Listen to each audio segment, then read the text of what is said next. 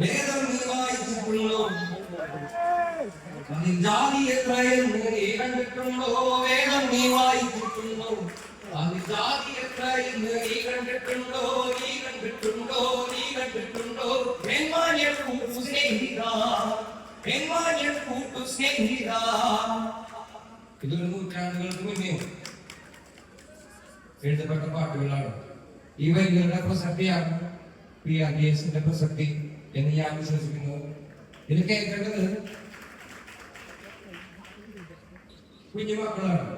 കാരണം സദാശിവ മാഷ് ഞാൻ പുള്ളിക്കാരനോട് സംസാരിച്ചിരുന്നു. ഇന്ത്യയിലെ അടിസ്ഥാന വർഗത്തിൽപ്പെട്ട ജനങ്ങൾക്ക് ആത്മീയതയ്ക്കുള്ള ഒരേ ഒരു മാർഗം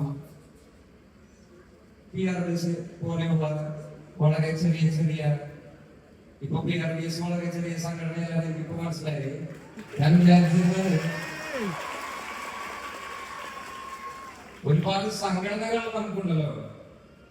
PRDS സംഘടനകളിൽ നിന്നും മാറി അതൊരു ആത്മീയ വഴിയായി തന്നെ നിലനിൽക്കുന്നത്